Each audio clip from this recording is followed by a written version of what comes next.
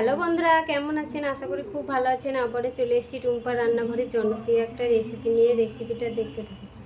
রেসিপিটা হলো সবজি চিংড়ি বানাবো। কি করে বানাতে হয় দেখতে থাকুন, একদম মশলা ছাড়া।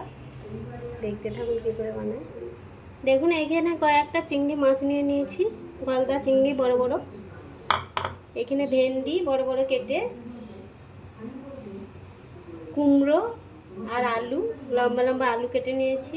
আধেকটা টমেটো দেব, একদম বিনা মশলা ছাড়া করব। দেখতে থাকুন। কড়াইটা গরম হয়ে গেছে, দিয়ে দেবো সরষের তেল, হালকাই দেব। চিংড়ি মাছটা নুন হলুদ মাখিয়ে নিয়েছি, এটা ভাজা বসাবো। হালকা হালকা চিংড়ি মাছটা ভাজবো।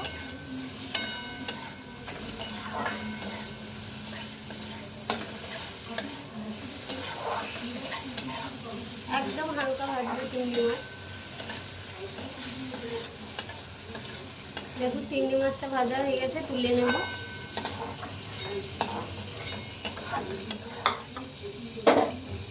এই তেলে আর একটু তেল দিয়ে দেব।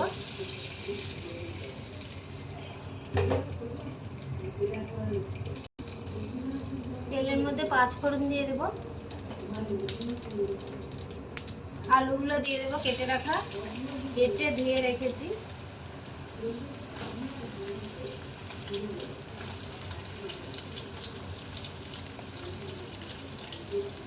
আলুগুলো খুব ভালো ভেজে নেব।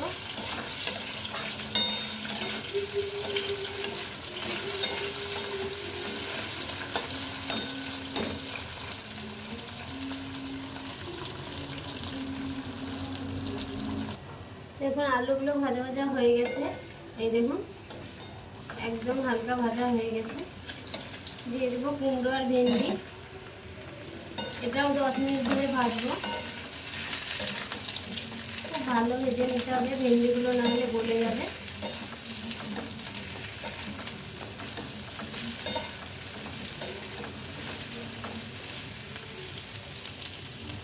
দেখুন, সব কিছুই হালকা হালকা ভাজা হয়ে গেছে। আঁচ কমিয়ে 5 থেকে 10 মিনিট ভেজে নিয়েছি। দিয়ে দেবো আধেকটা টমেটো, একটা চিরা কাঁচা লঙ্কা, স্বাদ মতো লবণ, হলুদের গুঁড়ো, হালকা লঙ্কার গুঁড়ো, 1 চামচ চিনি, আর দিয়ে দেবো চিংড়ি মাছ ভেজে রাখা। একসঙ্গে খুব ভালো মিক্স করে নেব।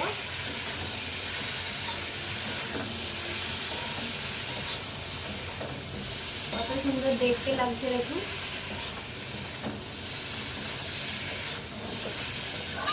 আর কোনো মশলা ব্যবহার করবো না। 10 মিনিট ধরে আবারও কষিয়ে নিয়েছি।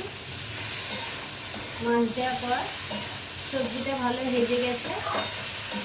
হালকা জল দিয়ে দেবো।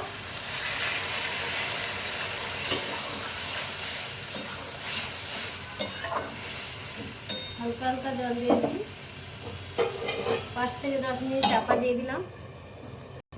দেখুন, খুলে দেখবো 10 থেকে 5 মিনিট হয়ে গেছে। দেখুন কত সুন্দর হয়েছে, সব কিছু গোটা গোটা আছে। খেতেও অপূর্ব লাগবে, ভাত রুটি মুড়ি যার সঙ্গে খাবেন। আলুগুলো একদম গলে গেছে, অথচ গোটা আছে। দেখুন, এটা এখন ঢেলে নেব। একদম মাখা মাখা হয়ে গেছে।